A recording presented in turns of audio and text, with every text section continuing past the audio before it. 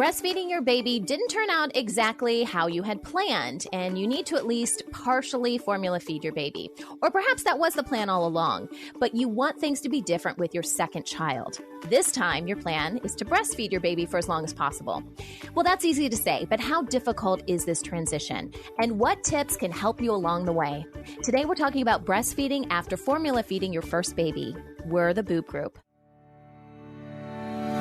I use a breast pump. I hand express milk for my baby. I exclusively breastfeed. I use a nipple shield. I breastfed after a C-section. I use a milk bank. I breastfeed in public whenever I feel like it. I pump at work. I breastfeed with a cover. I breastfeed twins. I give my baby bottles. I made my own supplemental nursing system. I supplement with formula. I talk to my baby while I breastfeed. I'm breastfeeding as a survivor of sexual abuse. When I have extra milk, I share it with other moms.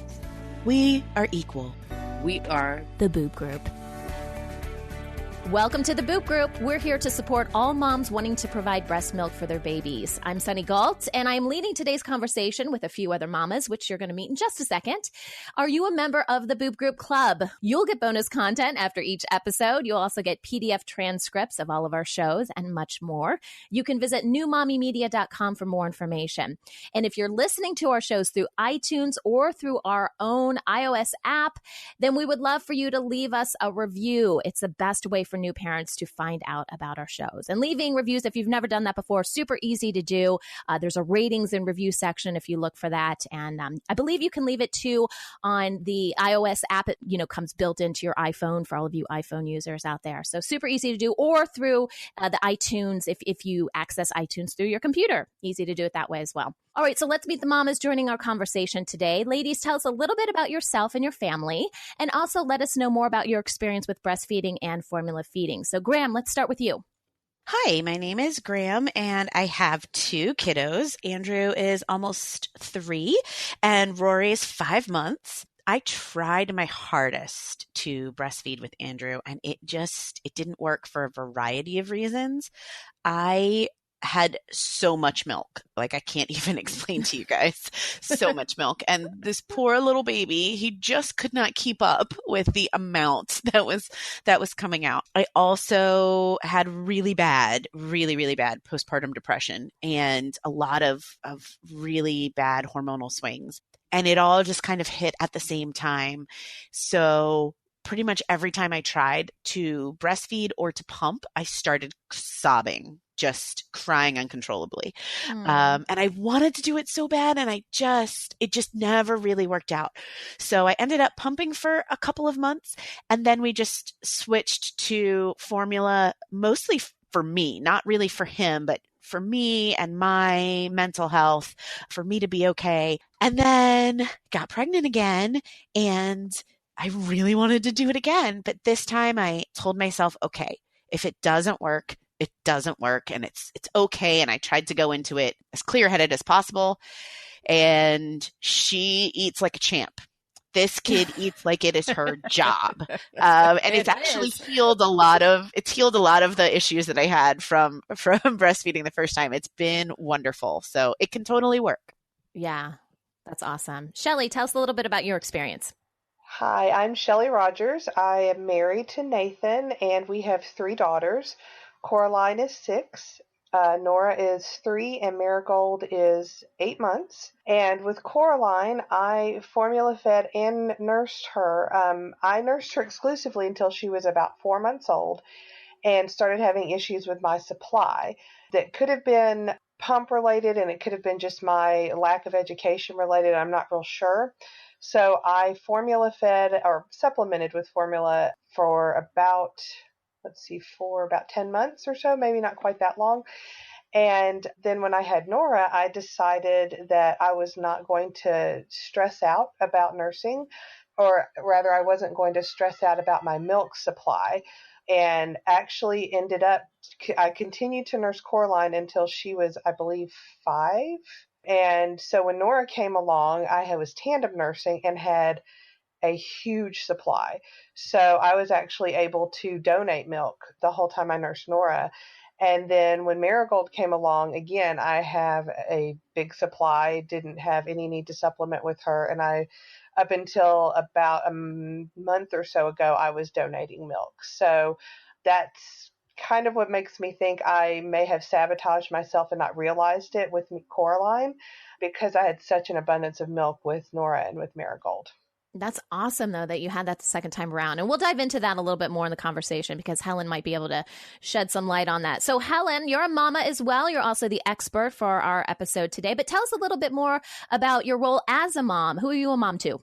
Sure. I have 3 kiddos. I have an 8 and a 9-year-old, and then I have a 3-year-old daughter.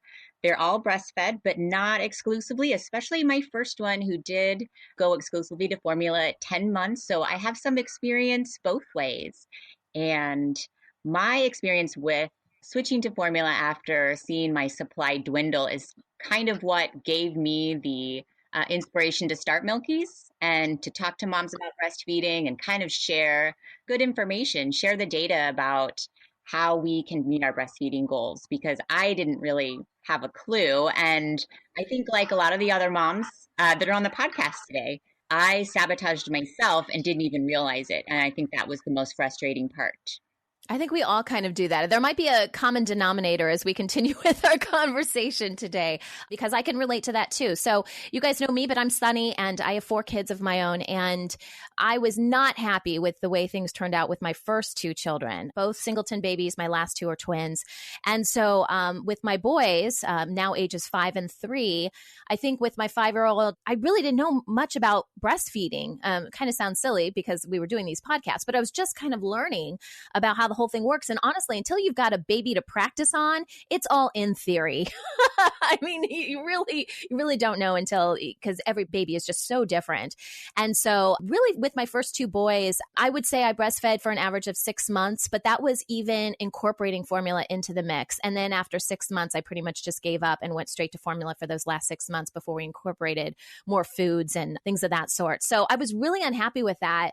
And when I got pregnant with my twins, I really want to do things differently. And I was really concerned overall about supply, because I think we all kind of go to that supply. It's got to be supply. It's all about supply. And one thing that I did know is that in those first few days after I have a baby, I just have milk gushing. And one thing I didn't take advantage of in, with my boys was continuing to pump and do all that throughout the night so I could use that milk, because my body was like, you don't need it so much. And then, your body kind of regulates itself. So with the twins, I'm like, I'm going to really need that milk.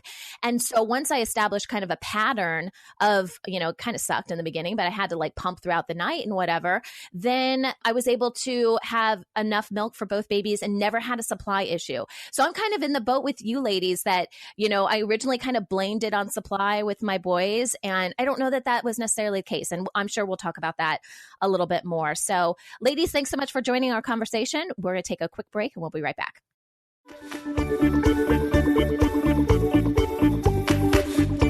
All right. So before we kick off our conversation today, we have a fun segment. We don't do it a lot, but I really like it. It's called What's Your Breastfeeding IQ? And I really should modify it to be like, what's your breastfeeding, pumping, breast milk IQ? Because we talk about a lot of different topics. But basically, here's what's going to happen. I'm going to ask you guys a few questions. And don't worry, because it's either multiple choice or true false. And shout out what you think the answer is. We're going to kind of test each other. And then Helen will kind of give us the answer at the end as to what the legitimate answer is. And I actually don't have the answers here, so I don't even know the answer. So I'm going to play along as well. So let's just go through some of these. So here's our first question. Breastfeeding can save a family how much money in formula-related expenses during a baby's first year?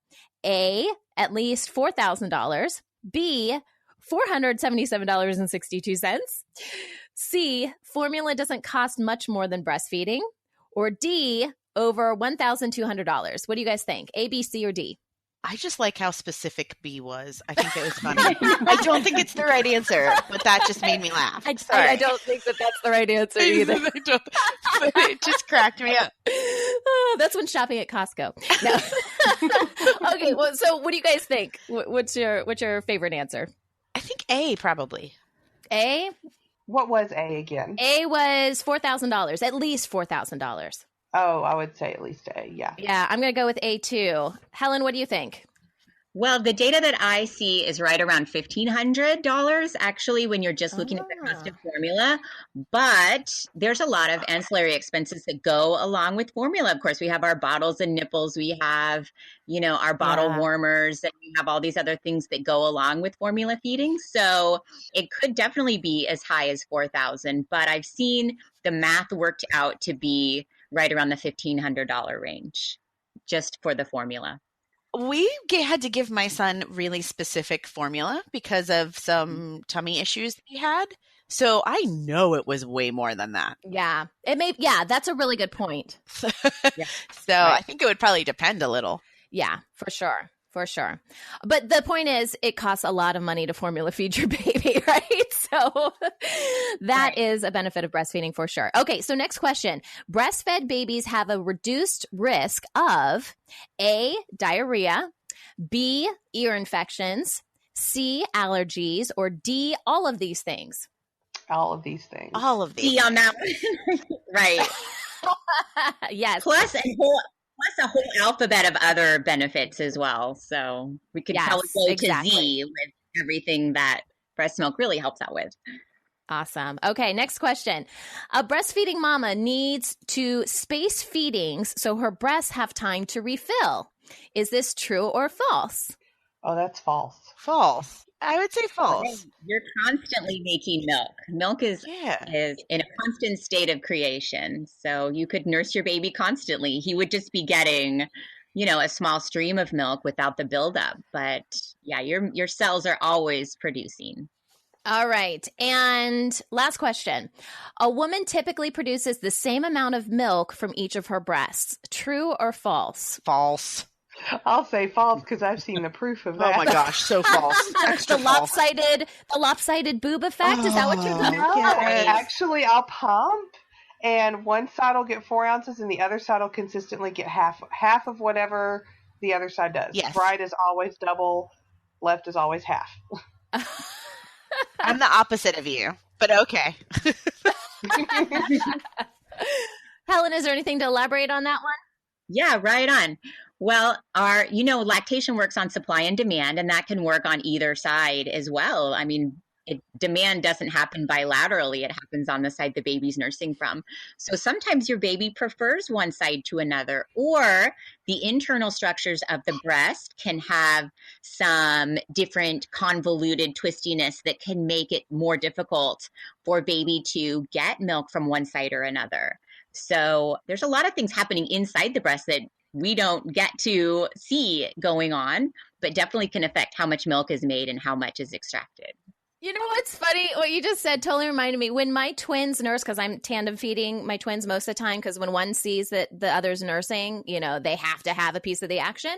And so it's so funny. They started this thing where they start on one side and then they switch. It's not like, one breast wasn't being used. It's like, and I make fun of them when they do it. I'm like, oh, is one side chocolate? I mean, I don't know. Like, oh my what's the difference between the two sides? Like, I don't know. They're just kind of, what a different view maybe while they're nursing. I don't know. Well, it's kind of funny. Like we think of like right-handed or left-handed, and you can be like right-boobed or left-boobed as well. So. That is this one's dominant. Oh, God.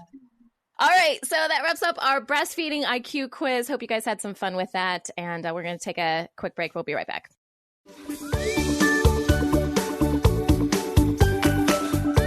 Today, we're talking about breastfeeding after formula feeding your first baby, and we're excited to have Helen Anderson joining us today as our expert. Helen is an RN and a certified lactation educator. She's also the mastermind behind Milky's, and Milky's is a company that creates several products for breastfeeding moms, including the Milky's Milk Saver, which you probably have heard of. We've actually reviewed that product here for the Boob Group, and a bunch of other products as well. So we'll make sure to link to that site so you guys can check out all the products. Helen, welcome to the Boob Group. Thanks for having me, Sunny. Awesome. Okay, so let's just dive into this. Helen, how common is it for moms to make this switch from formula feeding their first baby to breastfeeding their second baby? It's very common. We know that almost 100% of moms want to breastfeed, and the second baby, really, we don't see a lot of difference between the first and second, whether moms want to nurse or not. So they're giving it a try the second time, even if the first time didn't work out exactly how they wanted to. So the things that would preclude going back to the breast after the second baby would be different changes in medication. Like if mom's taking a medication, for instance, some seizure medications or some antidepressant medications that can show up in the breast milk, that might be a reason why mom doesn't breastfeed the second baby. Or if there's been some trauma, maybe she's had a breast reduction or an injury to the breast or something that's going to keep her from breastfeeding the second time around.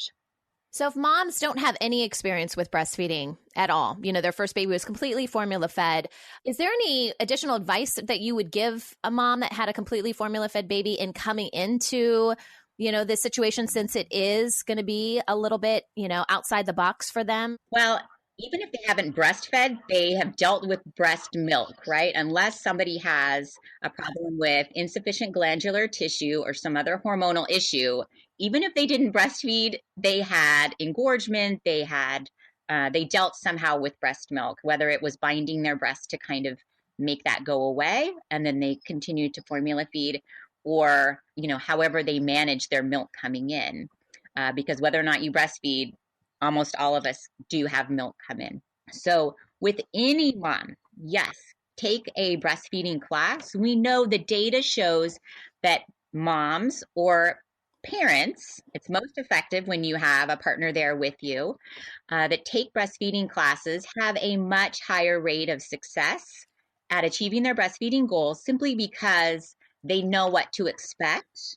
A lot of us don't see breastfeeding in our everyday life, right? We don't maybe have people in our peer group or our family that are breastfeeding and that talk about what's normal. And so we have to go to a class to get that information, because it's not something typically that's going to be shared just in our typical day-to-day interactions. It's going to be something that we need to go to a class for.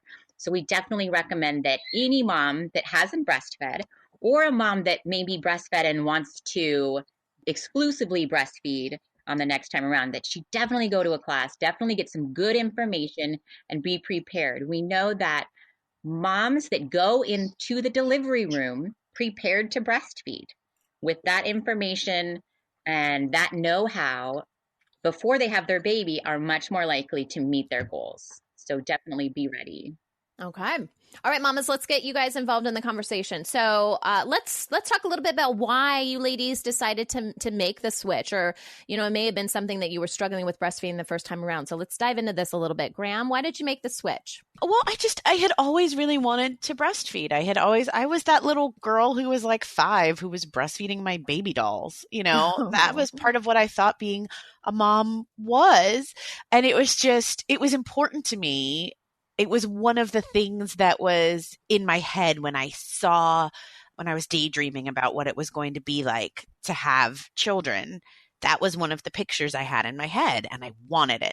And especially because I didn't get it the first time, that just made me want it more, because it was so hard for me, and it was a thing I felt like I had to give up on the first time, or it was kind of taken from me, or whatever. I wanted it even more. So I did, just like Helen said, I went to a class. I found a La Leche League meeting here in town. And I actually talked to, I'm really lucky. I have 2 really good friends who one is a doula, a postpartum doula, and one is a lactation consultant. And I talked to both of them about the problems that I had with my son, and they gave me videos to watch on YouTube and recommendations of different holds. And I mean, by the time my daughter was born, I had like a million different things to try. Yeah. So many different things. So that if it hadn't worked the second time, at least I could have felt like I did everything. Right. Mm-hmm. Yeah. Leave everything on the table. Yeah. Tried it all. Yeah, exactly. Shelly, tell us a little bit about your experience as far as making the switch from formula feeding, or at least supplementing with your first baby, to the second. Why was that important to you? It just was. I know that's an easy answer, but it was almost like there wasn't really an option. I don't know. I was so determined, I guess, but not even in I made a conscious decision way, but it was just, I'm going to breastfeed. That's just all I'm going to do. And it was a very calm. For some reason, I was remarkably calm with all my decisions I made with my second one. And I actually decided, part of the reason why I feel like I sabotaged myself is because I made a lot of decisions based on how much something cost. And a lactation consultant was going to be too expensive. And it was going to be easier to do formula because I couldn't afford all the medications and supplements and everything else to try to make more milk. And I couldn't, it was a lot of decisions like that. And so I made a very calm, conscious decision when I was pregnant with Nora that I didn't care what anything cost. I was doing it, and I was doing it the way I originally wanted to do it. And that's just all there was to it. And I'm still paying off loans from that, even though she's over 3. But I'm very, very glad I did that because I waited a year to see a lactation consultant with Coraline, and I waited 2 days with Nora. What I love about your story is that you made this decision and you did what you had to do to make it work. You didn't just say, hey, I'm going to try the same things again and just cross my fingers and hope it works. But you said, hey, I'm going to arm myself with this new toolbox of information. And then, I'm going to give it my best shot. And I think that's great that you kind of recognized where you needed to kind of shore up your knowledge. And then you went out and you did those things. And Graham, I think you did that as well. And I think that's a sign of a really, somebody that doesn't just kind of wish things are going to be different, but actually says, does the analysis and says, what do I need to do to really make it work this time? And I really admire that. So nice work. Well, thank you. Yeah, thanks. I had a lactation consultant at the hospital. That was just part of giving birth at that hospital was that the LC, and she was what is it? IBCLC. Is that right? You got it. Okay. Yeah. And then she just comes by to everybody within the first 2 or 3 hours after birth, just to make sure that everything is, everything's working, and then comes by every day that you're there. And if you want to see her more, you just let them know and she works you into the schedule. And that's just part of giving birth there. That's not like an extra fee or an extra, I'm sure it is a fee, but it's folded into what it costs. It's not like an extra choice that you make.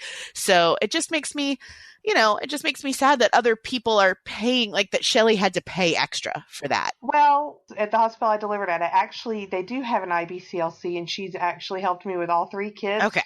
I saw her in my independent IBCLC together a few weeks ago and got a picture of the 3 of us. Aww. But she's good, but she's good for, here's your latch, let's fix your latch, let's do this, okay, you're good to go, while I was in the hospital. The independent IBCLC, and she's honest to goodness the best in Middle Tennessee, which is where I'm at, she is very good at diagnosing, okay, this is something that a chiropractor needs to see. Here's the chiropractor I recommend. This is something that I would recommend craniosacral. I would get or tongue tie evaluated, that kind of thing. And so she's the in-depth IBCLC. And so she was the one that I saw 2 or 3 days later with Nora, whereas with Coraline, I waited a year. My supply was really low, et cetera, et cetera. So we do have IBCLCs in the hospital that are good, but it's good for right now. Mine at the hospital where I delivered, she actually started a breastfeeding support group, partially just because of what you were saying, because women needed help afterwards, after you're out of the hospital, and just it can be kind of lonely, especially if you are home and you're not used to being home, and then you're home with this baby and, you're having breastfeeding problems. And so she has it 3 times a week at our hospital. Yeah. And I love the fact too, Graham, that you mentioned the support groups as a way to kind of get your foot in the door, because you're right. There are a lot of independent, and maybe even through the hospital as well, consultants that specifically do this, because let's face it, it's an opportunity for them to meet other moms too and to increase their business. But it's an opportunity for moms to get together, to breastfeed in the same room, to see kind of normalize breastfeeding a little bit more amongst that group, to see what other moms are doing. You may get a totally new perspective on how to hold your baby and breastfeed. Helen, are there, kind of just to continue on with our conversation, are there some women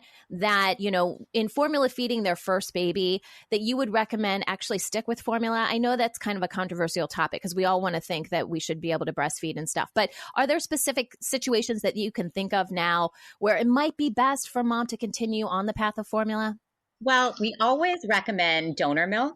I know Shelly mentioned that she was a breast milk donor, and I've been a breast milk donor in the past. So check with your insurance provider about costs. But donor milk is very safe.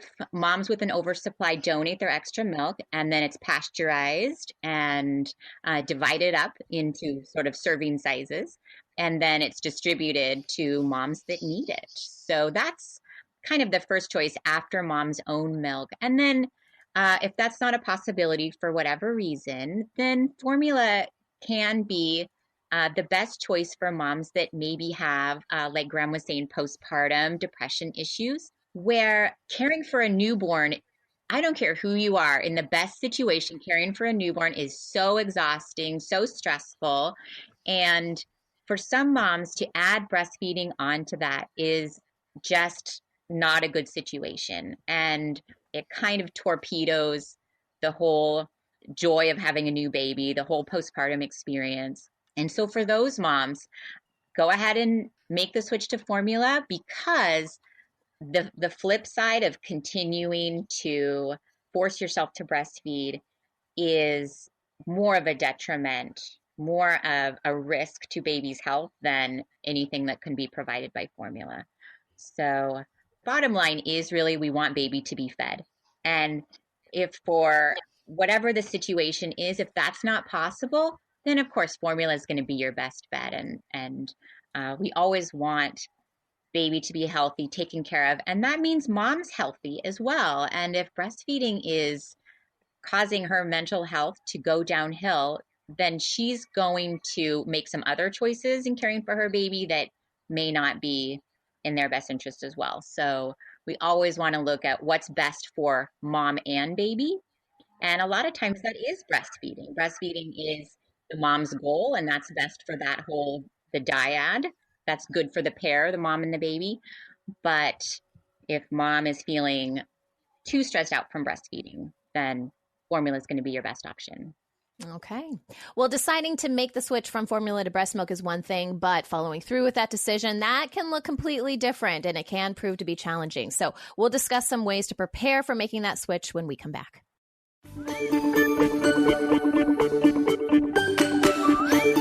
Welcome back. We're continuing our discussion about breastfeeding after formula feeding your first baby, and Helen Anderson is our expert. So, Helen, what are some of the biggest concerns moms have about making this switch from formula feeding to breastfeeding? Well, we see moms, especially ones that have had kind of a traumatic breastfeeding experience with the first baby, come into their second baby almost dreading their due date of going back into this situation that's really fraught with anxiety and pressure. So what we want moms to do is give themselves the grace, give themselves the permission to try again, kind of have a fresh start, and realize that your body is more prepared to make milk the second time around.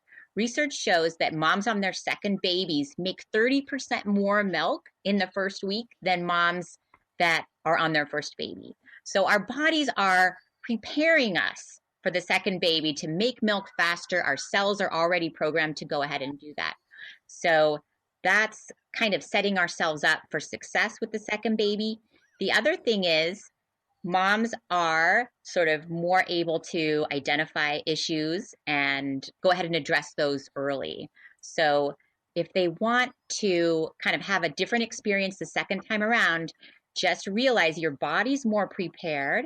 And also, your second baby is a different human being, right? Your first baby may have had latch issues, may have had some aversion to breastfeeding, or just some weird habits that didn't really mesh with you. But your second baby could be a totally different experience. They may have a perfect latch from the beginning, or they may have some different habits that are just more compatible with your sleeping and nursing habits. So kind of give yourself permission to have the fresh start on the second baby. Great advice. And moms, what concerns you most about, kind of diving into this again? And how did you kind of overcome some of those concerns? Graham? just talking to people and asking a lot of questions. I would say definitely look around for breastfeeding groups in your area. You can find them on Meetup. You can find them just by, Googling your zip code and breastfeeding group, is probably the easiest way to do it. And then you can go while you're still pregnant. They love having pregnant women come in. As I know at the one I go to now, we love it when the pregnant mamas come in and we can give all the advice. And just ask them all of your questions. And it's a great way to make new friends too that are in that same kind of period of life that you are. Yeah, that's my best stuff. All right. And Shelley, what would you say? My concern really was giving into my anxiety that can overwhelm me at times. And that's why I had to make the very clear decision about not stressing about my milk. And I don't think there was ever really a question of whether or not I was going to do it. That I would succeed, for lack of better words, but I have a tendency to give into fears, and that was what I had to really focus on. My concern was, am I going to give into this fear, and having to block that fear.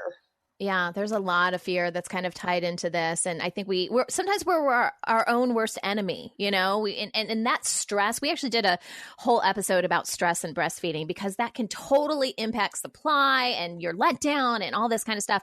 So I feel like sometimes we're just working against ourselves in that regard. Helen, what advice do you have for moms that are trying to make this switch? What do you usually tell them? What words of encouragement do you give them? The words of encouragement I want to say is, I think we can all agree with this, but give your body a chance the second time and give your body that fresh start to try breastfeeding again, especially if it's a big goal of yours to breastfeed. There's a good chance you're going to be more successful the second time. If you still have to supplement with formula, that's okay. Remember, any breast milk is better than none.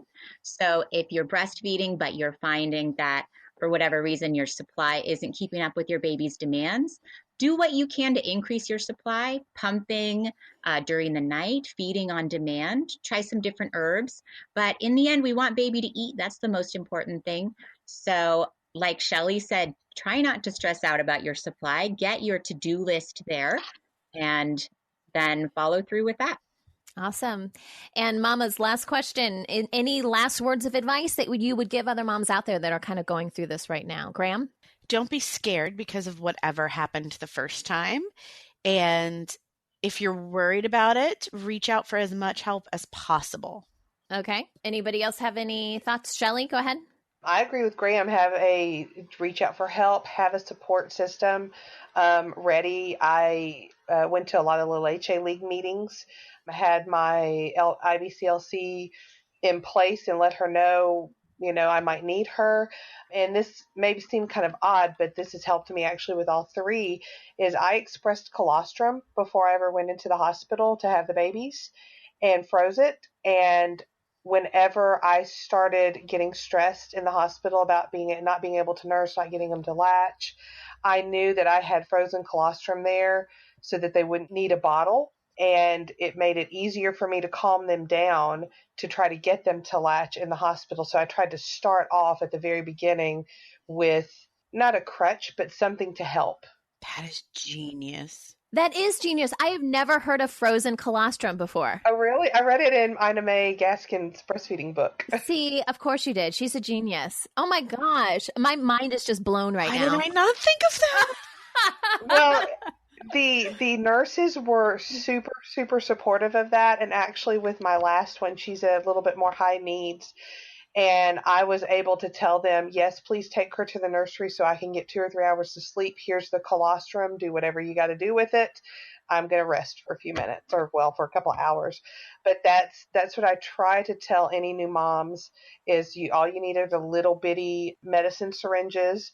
And I'd fill up about, this is over the course of a month, but I'd fill up about probably 5 of those and freeze them and then take them to the hospital in a little frozen pack. And as odd as this sounds, I would actually just stick one under my breast and let it thaw out and get my body temperature there. And then just shoot it in their mouth when they're crying just a little bit at a time. And it starts calming them down. And then you can get them to latch a little bit better. Oh my I love that. Now I'm just angry that I didn't think of that before. Wow. Yeah, that is so, so smart. If you had one takeaway. Well, it wasn't my idea. It's Ina May's, and I totally took that from her book. But it made a huge difference in the hospital. At least I knew my babies didn't get formula in the hospital, which is what I was shooting for, is for them to not get formula. That is so smart. That is so smart. Oh, awesome. Well, if you had one takeaway to take away from this episode and you didn't get anything else, take away that. That's genius. Genius. All right, mamas. Well, thank you so much, everyone, for being part of our show today. If you're a member of the Boob Group Club, then be sure to check out the bonus content for this episode. We're going to discuss what moms should do if they feel like breastfeeding just isn't working out and they need to supplement. So for more information about our club, you can visit our website at newmommymedia.com.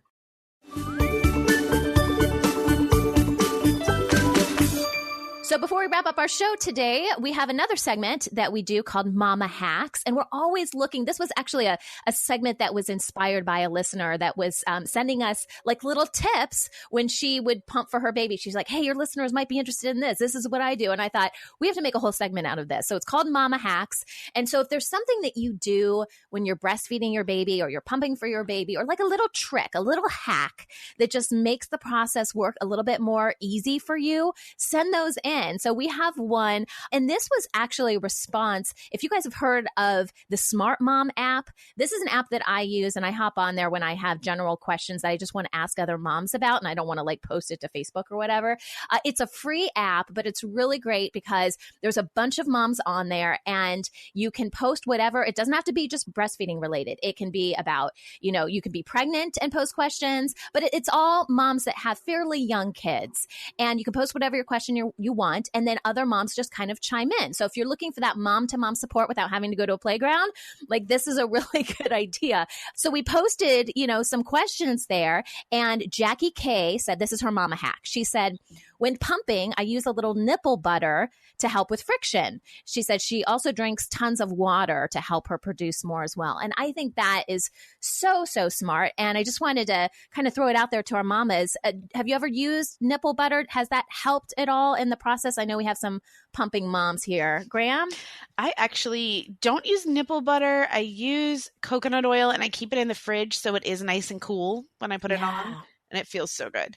But yeah, I would totally use a nipple butter. It just sounds kind of yummy, doesn't it? Awesome. It really does. I know, right?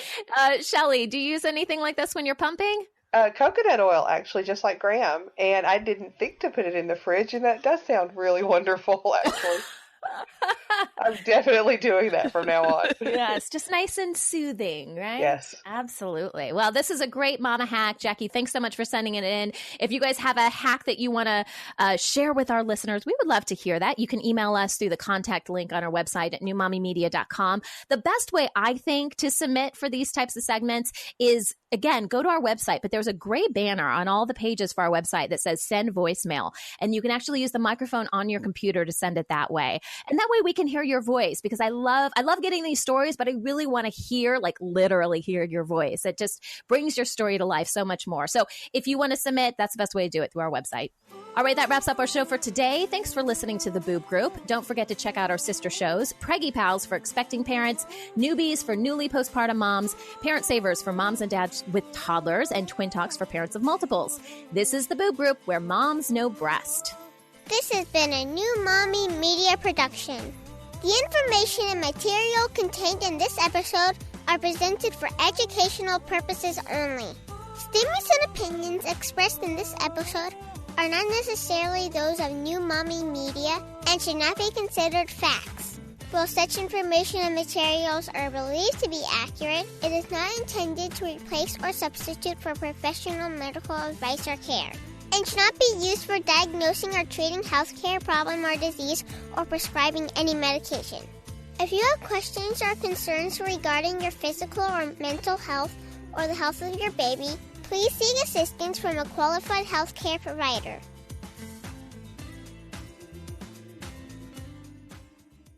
Hey mamas, don't forget to check out Mighty Moms. It's our online community built for new moms just like you. Not only can you connect with other moms, but you can also join us backstage for special mom-only online events. And you'll also be notified when we're recording, so you can join us as a special guest. Visit our website, newmommymedia.com, and click on the Mighty Moms banner. It's free. That's newmommymedia.com. See you there.